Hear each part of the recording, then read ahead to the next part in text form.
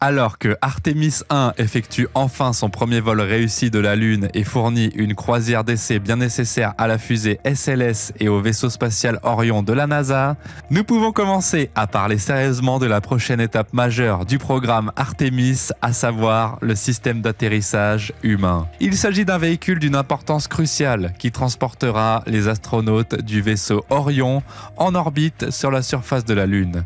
Et nous savons que le rôle de l'atterrisseur HLS pour Artemis 3 sera joué par une variante lunaire du Starship de SpaceX. Cela signifie que tous les regards sont tournés vers SpaceX en ce moment, alors qu'il se dirige vers le premier vol d'essai du Starship et de son système de lancement Super Heavy. Alors, que réserve l'avenir pour SpaceX et la NASA sur la Lune? Parlons-en dans cette vidéo. Mais avant de commencer cette vidéo, n'oubliez pas de vous abonner à la chaîne et d'activer toutes les notifications pour ne rien rater des dernières actualités de cette chaîne.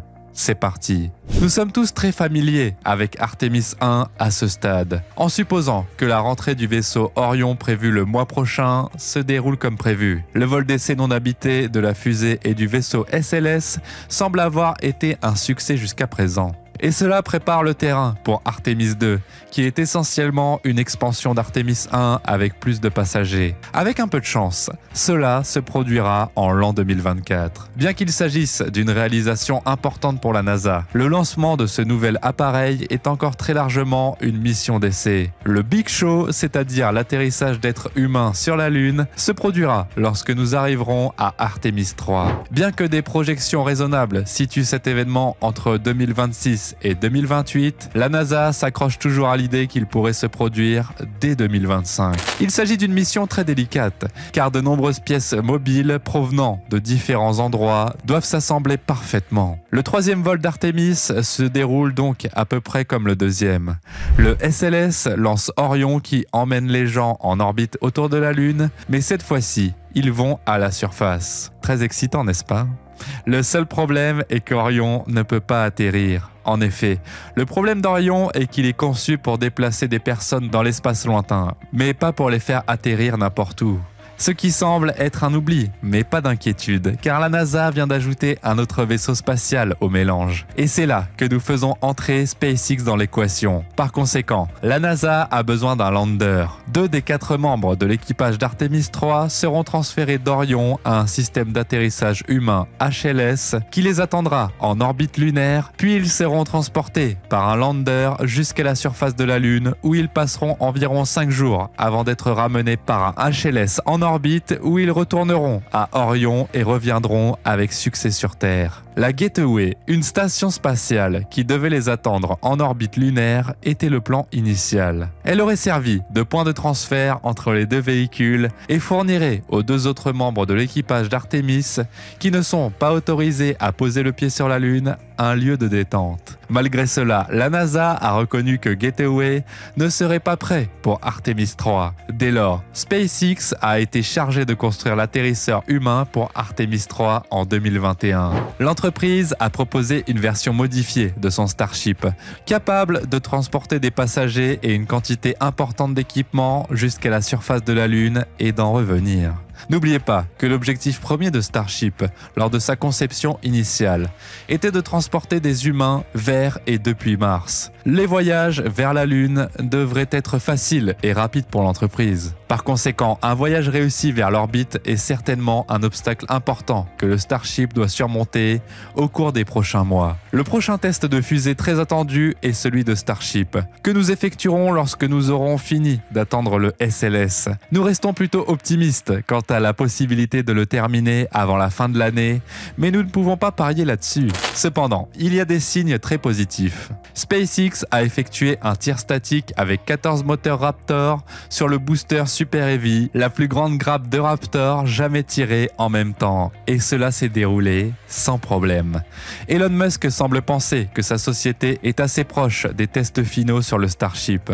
Il a tweeté le 15 novembre « Le prochain test est une mise à feu d'environ d'environ 20 secondes avec un remplissage maximal d'oxygène pour tester la pressurisation autogène, peut-être un autre feu statique et ensuite une tentative de lancement orbital. Elon, quant à lui, a l'habitude de faire des projections excessivement optimistes. Il est possible que ce soit la raison pour laquelle il vient de décider de nommer Gwynne Shotwell, la PDG de SpaceX, comme nouvelle responsable des opérations du programme Starship à Starbase. Elle est depuis longtemps à la tête de SpaceX et est réputée pour son approche rigoureuse et pratique du développement aérospatial. Et même si le programme de lancement orbital est couronné de succès et que le Starship se rend dans l'espace et en revient de manière fiable, le réapprovisionnement orbital reste un obstacle important à résoudre. Le Starship est si grand que le simple fait de le mettre en orbite nécessitera de brûler beaucoup de méthane et d'oxygène. Lorsque le vaisseau entrera sur une orbite stable, la majorité de l'oxydant aura été utilisée. Par conséquent, il ne disposera pas de suffisamment de carburant pour se rendre sur la Lune. Cela nécessite une manœuvre extraordinaire au cours de laquelle un second vaisseau sert de citerne pour ravitailler le vaisseau dans l'espace. Un transfert de carburant cryogénique en orbite n'a jamais été réalisé auparavant. Ainsi, pour qu'un vaisseau puisse se rendre sur la Lune, il faudra plusieurs sessions de ravitaillement. 3 ou 4 sessions, selon Elon Musk, suffiront. Par conséquent, SpaceX doit lancer un vaisseau citerne en orbite avant d'envoyer peut-être 3 autres vaisseaux de transport pour se connecter au pétrolier et transférer le carburant. Sur sa route vers la Lune, le pétrolier doit ensuite effectuer le dernier transfert de carburant vers le Starship lunaire. Et cela semble douteux. Cependant, la NASA était au courant de toutes ces données lorsqu'elle a attribué à SpaceX la meilleure note technique parmi les 3 concurrents lors de la procédure d'appel d'offres. En raison de sa capacité de chargement et du fait que SpaceX développe et teste déjà cette technologie dans la vie réelle, Starship a obtenu 3 avantages importants. Il y avait 6 défauts, une faiblesse majeure et 10 points positifs. La difficulté de ravitailler le vaisseau en orbite a été citée comme l'une de ses principales faiblesses. La NASA a écrit dans son rapport « La mission de SpaceX dépend d'une approche opérationnelle, d'un rythme et d'un mouvement synchronisé sans précédent des véhicules de son architecture. Cela comprend un nombre important de lancements de véhicules en succession rapide, la remise à neuf et la réutilisation de ces véhicules et de nombreux événements de transfert cryogénique de propergol dans l'espace. » Le rapport de la NASA poursuit, toutefois, ces préoccupations sont tempérées car elles impliquent des risques opérationnels en orbite terrestre qui peuvent être surmontés plus facilement qu'en orbite lunaire, où un événement inattendu créerait un risque beaucoup plus élevé de perte de mission. Elon Musk a déclaré que dès la première année d'exploitation du Starship, SpaceX prévoit de commencer à tester sa technique d'amarrage et de ravitaillement en orbite. Ainsi, d'ici la fin de l'année 2023, cet effort pourrait être réalisé.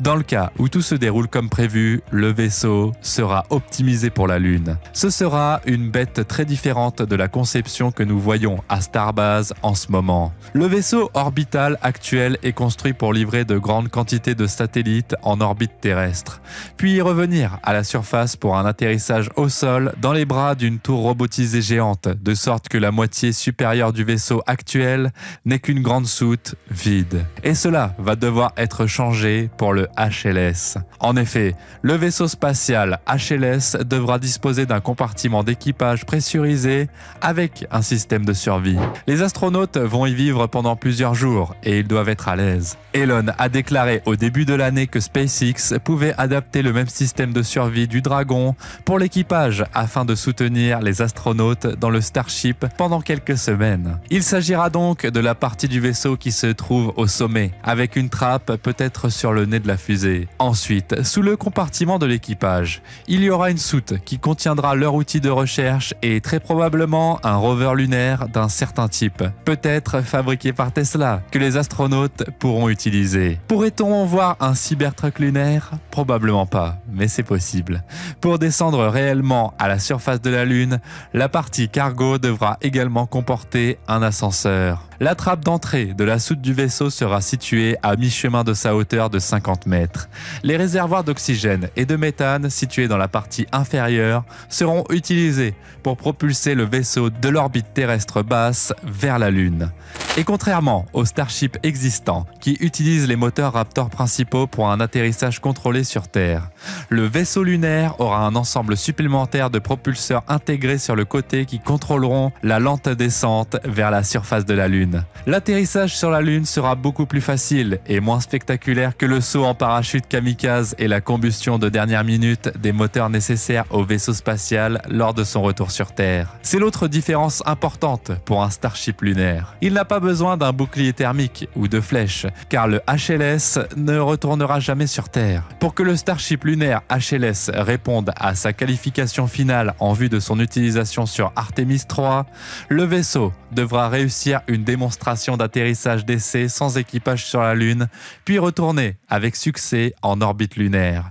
Il s'agira de tester l'ensemble du système, depuis le booster de lancement Super Heavy jusqu'au remplissage orbital, en passant par les propulseurs et les jambes d'atterrissage uniques du Starship lunaire, et enfin sa capacité à décoller de la Lune de manière contrôlée. SpaceX semble être certain que cet atterrissage d'essai aura lieu en 2024. Par conséquent, cela peut-être s'aligner assez bien avec Artemis 2, ce qui pourrait impliquer que dans 2 ans seulement, nous saurons avec certitude si les gens sont prêts à retourner sur la Lune. En outre, la NASA a déjà choisi le Starship de SpaceX comme modèle privilégié pour la poursuite des opérations sur la Lune dans le cadre de la mission Artemis, qui verra des personnes retourner sur la Lune pour la première fois en 50 ans. La NASA souhaite créer une présence humaine permanente sur la Lune, en construisant une station lunaire permanente qui servira de pont vers la planète Mars. Un élément important de cette infrastructure lunaire sera un approvisionnement continu en véhicules lander pour transporter des quantités importantes de marchandises et de personnes sur la Lune. Le 15 novembre, la NASA a accordé à SpaceX un contrat de 1,15 milliard de dollars pour la construction d'une version 2 améliorée de son Starship lunaire qui serait utilisée pour envoyer une deuxième mission de base sur la Lune. Cette disposition d'option B provient du premier accord HLS entre la NASA et SpaceX. Le responsable du programme HLS de la NASA a déclaré aux journalistes dans un communiqué que la poursuite de nos efforts de collaboration avec SpaceX par le biais de l'option B fait avancer nos plans pour le transport régulier de matières brutes vers la surface lunaire et établissent d'une présence humaine à long terme sous Artemis. En outre, la NASA a déclaré que le Starship Lander de l'option B effectuera son premier vol d'essai dès Artemis 4. D'ici la fin de cette décennie, la NASA devrait disposer de 2 atterrisseurs lunaires fonctionnels. Par conséquent, au cours des prochaines années, il y aura beaucoup d'étapes importantes pour les Starship. Le premier atterrissage sur la Lune, le premier vol dans l'espace, le premier atterrissage et le premier réapprovisionnement de l'espace. Ça va être vraiment fou. Et vous, qu'en pensez-vous? Dites-le nous dans l'espace des commentaires. Quoi qu'il en soit, merci d'avoir visionné cette vidéo et n'oubliez pas de vous abonner et d'activer toutes les notifications pour ne rien rater des dernières actualités de cette chaîne.